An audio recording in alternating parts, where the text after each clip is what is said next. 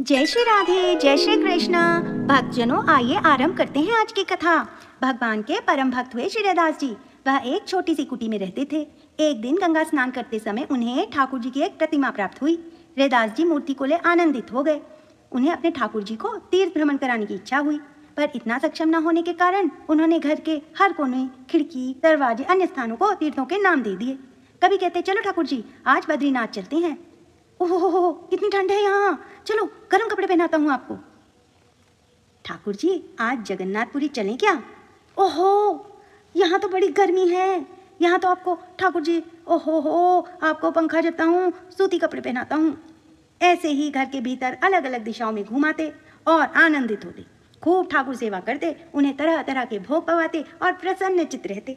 यह देख बहुत सारे लोग उनकी कुटिया में आने लगे और उनकी सेवा में अपनी तरह तरह से हाथ बटाने लगे।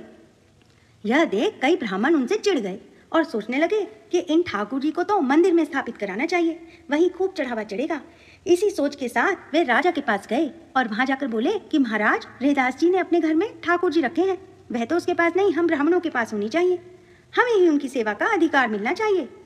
आपकी प्रजा में ऐसा हो रहा है और आपको इसकी भनक तक नहीं, आपको भी इसका घोर पाप लगेगा। राजा सोच में पड़ गए।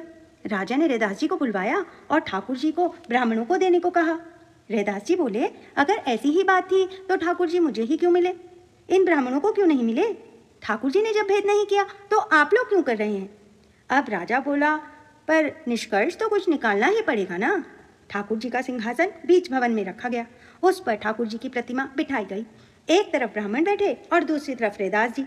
राजा बोला, अब अपनी अपनी सेवा का प्रभाव से ठाकुर जी को बुलाओ। वे जिसके पास चले गए वे उसी के। पहले ब्राह्मणों ने वेद स्तुतियां गाई, तरह तरह के मंत्र पढ़े, कई सुंदर पद गाए, पर ठाकुर जी नहीं आए। फिर रैदास जी ने अपने नेत्र बंद कर अपने लालजू को याद किया और कहा, हे नाथ, भले ही आप मुझसे नाता तोड़ दो, पर मैं आपसे नाता कैसे तोड़ूं?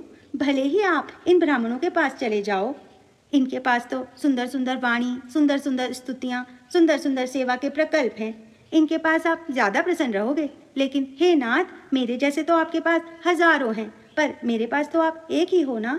मैं तो मन, वचन, क्रम सब से आपका ही हूँ। ठाकुर जी सिंहासन से उठ खड़े हुए और रैदास जी की गोदी में जा उनके हृदय से लग गए।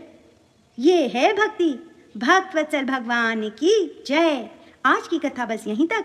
जल्द मिलते हैं एक नई कथा के साथ। राधे राधे।